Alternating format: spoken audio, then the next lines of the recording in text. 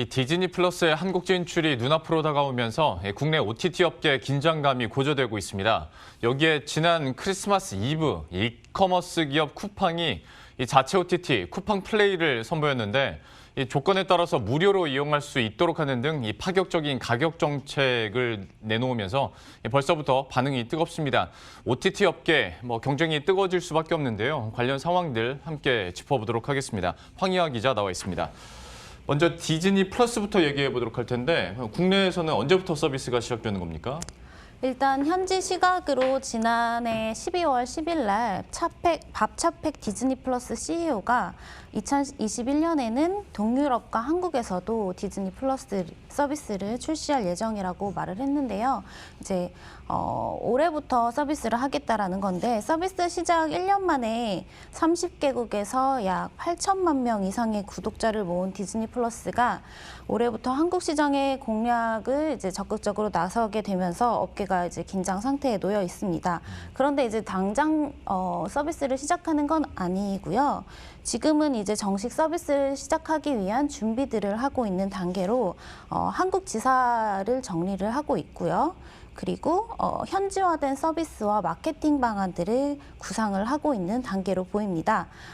이런 과정들을 감안을 하면 올 하반기부터 이용자분들이 정식 서비스를 이용할 수 있을 것으로 보이는데요. 디즈니 플러스의 한국 진출 방식은 2016년 먼저 우리나라에 진출을 한 넷플릭스와 비슷한 방식이 될 것 같다라는 얘기들이 나오고 있습니다. 즉 국내 이동통신사와 마케팅 제휴를 통해서 대대적으로 홍보를 하는 방식인데요.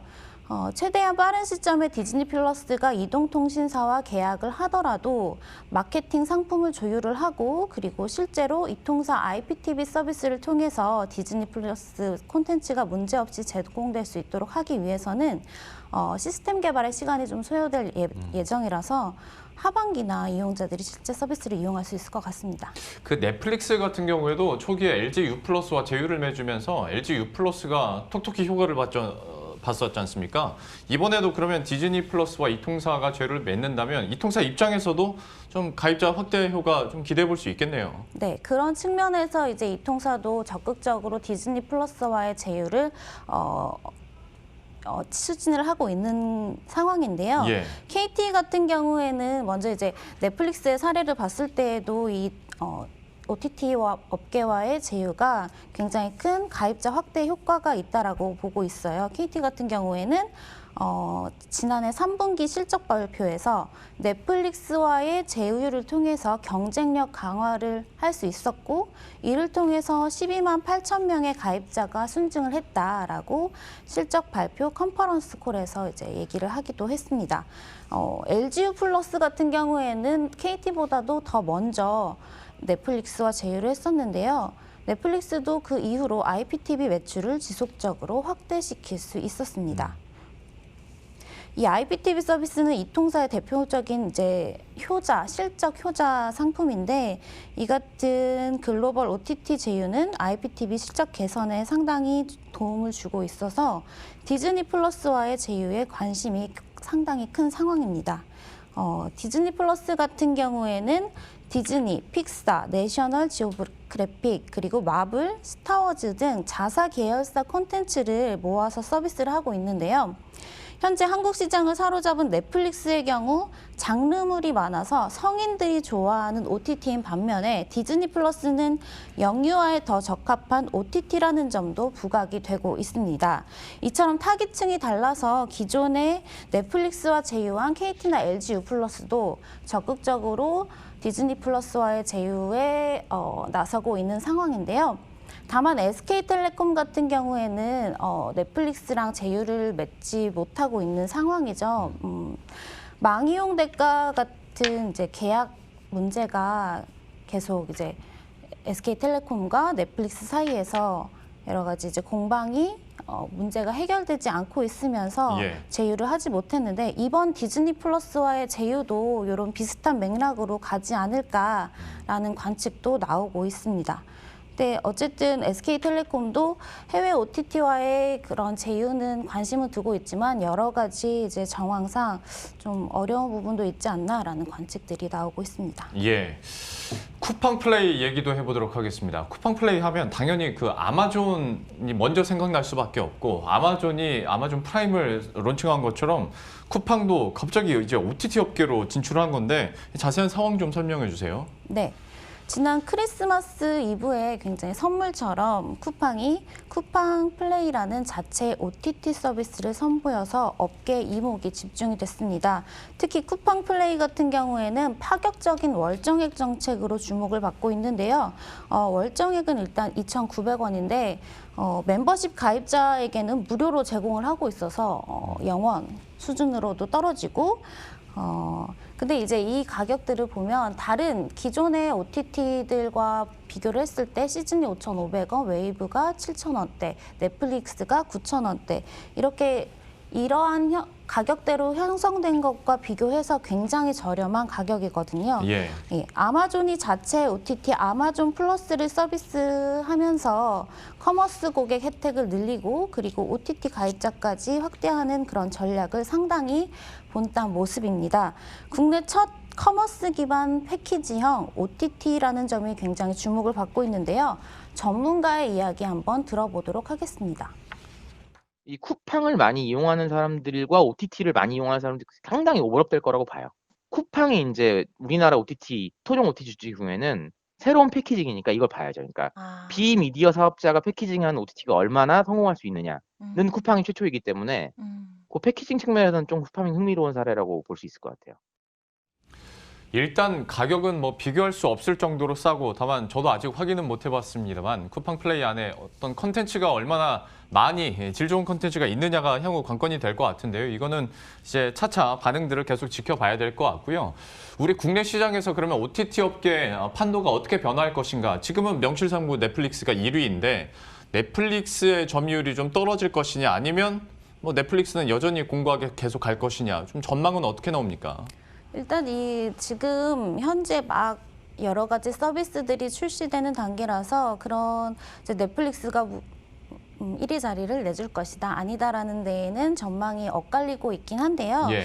일단은 디즈니 플러스 굉장히 이제 위협적인 존재라고 보이는 OTT이지만 그래도 이제 지금 현재 시장 점유율 순위를 뒤집기 위해서는 여러 가지 마케팅 상황이 좀 주요하게 영향을 미칠 수 있을 거라고 분석이 되고 있습니다. 일단 디즈니 플러스 같은 경우에는 이통사와의 제휴 마케팅이 얼마나 성공적으로 진행되느냐에 따라서 또 넷플릭스의 미세를 뛰어넘을 수 있을 거라는 그런 분석이 나오고 있는데요. 넷플릭스 같은 경우에도 초반에 2016년 처음에 한국 시장에 딱 서비스를 정식으로 시작했을 때 예. 그때는 이통사와 제휴 마케팅을 하지 않았었거든요. 예. 그런데 그때는 생각보다 공룡 OTT가 크게 파급력을 갖지 못해서 뭐 기대 이하다 이런 평가도 나왔었는데 그런 점들을 감안을 하면 디즈니 플러스도 마찬가지인 상황이 될 수 있을 것 같고요. 쿠팡 플레이 같은 경우에는 오히려 또 넷플릭스의 가입자를 단숨에 따라잡을 수 있는 그런 존재가 될 수 있지 않을까라는 관측도 제기되고 있습니다. 일단은 쿠팡 플레이가 유료 멤버십 가입자들에게 무료로 서비스를 해주기로 했는데 쿠팡 유료 멤버십 서비스 가입자들에게 그 유료 멤버십 가입자 수가 벌써 500만이 넘고 있는 것으로 추정이 되고 있는데 이는 넷플릭스의 국내 회원 수인 360만 명 이것을 뛰어넘고 있어서 이 기존 멤버십 가입자들만 쿠팡 플레이를 이용하더라도 단숨에 넷플릭스 가입자 수를 뛰어넘을 수 있어서 1위 탈환이 가능할 거다라고 보고 있습니다. 그러니까 지금 상황만 정리해 보더라도 뭐 IP를 기반으로 해서 어마어마한 자체 컨텐츠를 가지고 있는 디즈니 플러스에 또 어마어마하게 싼 쿠팡 플레이까지 가세를 하게 된다면 이 국내에 있는 토종 OTT들 당연히 긴장감이 높아질 수밖에 없는데 이들은 좀 자체적으로 어떻게 대비를 하고 있습니까? 일단 OTT에서 가장 중요한 것은 콘텐츠죠. 오리지널 콘텐츠이기 때문에 이거는 이제 뭐 새로 들어오는 위협적인 존재들도 마찬가지고 기존의 OTT들도 마찬가지인 상황이라서 기존 OTT 사업자들은 오리지널 콘텐츠 확대에 굉장히 힘을 쏟고 있는 상황입니다. 먼저 이제 토종 OTT 중에서는 가장 시장 점유율이 높은 웨이브 같은 경우에는 올해 오리지널 콘텐츠 투자 규모를 900억 원까지 확대할 예정이라고 합니다. 그리고 KT가 운영 중인 시즌 역시 작년에는 쇼폼 콘텐츠에 주력을 했다면 굉장히 짧은 길이의 콘텐츠에 주력을 했다면 올해부터는 조금 더 길이가 길어진 이걸 이제 조금 더 고퀄리티의 콘텐츠 제작을 계획하고 있다라고 KT 쪽에서는 설명을 하고 있는데요. 예. 어쨌든 이러한 미드폼 콘텐츠에 주력을 할 계획이고 왓챠도 올해부터 오리지널 콘텐츠 제작을 시작하기로 했습니다. 대규모의 투자를 받으면서 오리지널 콘텐츠 제작을 시작할 계획이고 티빙 같은 경우에는 원래부터 이제 오리지널 콘텐츠 강점이 있었는데 올해부터는 티빙만의 첫 예능 오리지널 콘텐츠를 공개할 예정이라고 합니다. 혹시 그 토종 OTT를 위한 정부의 어떤 정책적인 지원들도 나오고 있습니까?